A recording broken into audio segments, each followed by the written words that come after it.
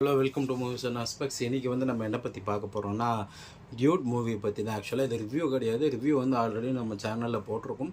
But இது என்னென்னா வந்து டியூட் மூவிக்கு வந்து நிறைய ஒரு negative comments and negative thoughts நிறைய பேர் சொல்லிகிட்ருக்காங்க. அவங்களோட ஒப்பீனியனை சொல்லிகிட்ருக்காங்க.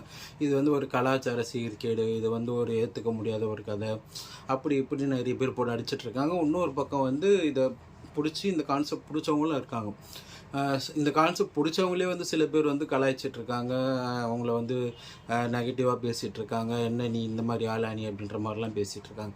ஆக்சுவலாக வந்து டியூட் மூவியில் வந்து என்ன தான் வந்து பிரதீப் வந்து தாலி கட்டி அதுக்கப்புறம் அவங்க லவ்வர் கூட சேர்த்து வச்சாலும் அந்த ஒரு சுச்சுவேஷன் ஏற்படுத்தி கொடுத்தது வந்து அந்த மூவியில் அந்த இன்டர்வல் பிளாக் வந்து கரெக்டாக அந்த சுச்சுவேஷன் வந்து கரெக்டாக வச்சுருப்பாங்க. ஆக்சுவலாக சும்மா காட்டியே வந்து அவர் நார்மலாக வேறு ஆப்ஷன்ஸ்லாம் இருந்தும் இந்த மாதிரி பண்ணியிருந்தால் அது வேணால் நம்ம வந்து திட்டுறதுல அர்த்தம் இருக்குது. பட் ஆக்சுவலாக வந்து இந்த மூவியில் அந்த இன்டர்வல் பிளாக்ல வந்து அவங்களுக்கு வேறு ஆப்ஷனே இருக்காது. வேறு எங்கேயும் ஓடி போனாலும் அவங்க அப்பாவுக்கு இருக்கிற பேக்ரவுண்டுக்கு கண்டிப்பாக பிடிச்சி கொலை தான் பண்ணுவார். அண்ட் வந்து ஃபாரினுக்கு போகிறதுக்கான சுச்சுவேஷன்ஸும் அன்றைக்கி நைட்டு இல்லாமல் இருக்கும். ஸோ வேறு என்ன ஆப்ஷன் அப்படின்னு யோசிக்கிறப்ப கண்டிப்பாக வந்து அந்த ஆப்ஷன் தான் இருக்கும். அண்டு உயிரா மானமா அப்படின்ட்டு அந்த ஒரு டைலாக் வச்சுருப்பாங்க. கண்டிப்பாக எல்லோரும் உயிரை தான் சூஸ் பண்ணுவாங்க.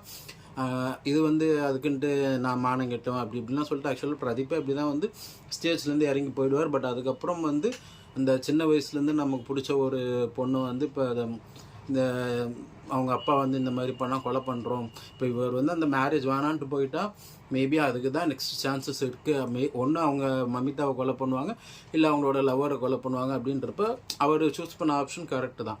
மேபி வந்து எனக்கு வந்து டியூட்டில் என்ன பிடிக்கல அப்படின்னு பார்த்தீங்கன்னா, கிளைமேக்ஸில் சரத்குமார் சார் வந்து சடனாக மனசு மாறுற அந்த விஷயம் எனக்கு பிடிக்கல.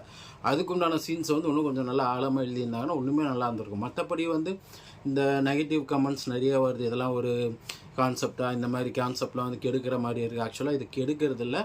அந்த மாதிரி ஒரு சுச்சுவேஷனில் ஃபேமிலி ஆளுங்களை தள்ளுறதே நீங்கள் தான் அப்படின்ட்டு தான் சொல்ல வராங்க.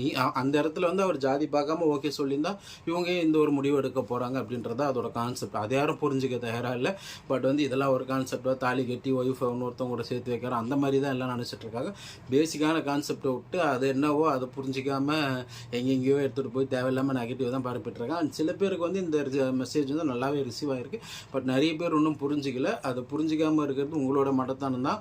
இதை புரிஞ்சுக்கிட்டவங்கள வந்து நீங்கள் திட்டுறதும் வந்து உங்களோட மடத்தனம் தான். புரிஞ்சுக்க இந்த கான்செப்ட் என்னென்னா வந்து அந்த மாதிரி ஒரு வீட்டில் நடக்குது அப்படின்னா நீங்கள் ஃபோர்ஸ் பண்ணி இன்னொருத்தவங்களை கட்டி வைக்கிற இல்லை கொலை பண்ணுறதுக்கு தான் போகிறீங்க அப்படின்னா வேறு என்ன ஆப்ஷன் உங்களுக்கு இருக்கும்? இதானே சூஸ் பண்ணுவாங்கன்றது தான். ஸோ நீங்கள் அந்த சுச்சுவேஷனில் உங்கள் கிட்ஸை தள்ளாதீங்கன்னு தான் சொல்ல வராங்க. ஸோ உங்களை நெக்ஸ்ட் வீடியோவில் மீட் பண்ணுறேன். நீங்கள் இந்த மூவியை பற்றி என்ன நினச்சிங்கன்னு கமெண்ட்டில் கண்டிப்பாக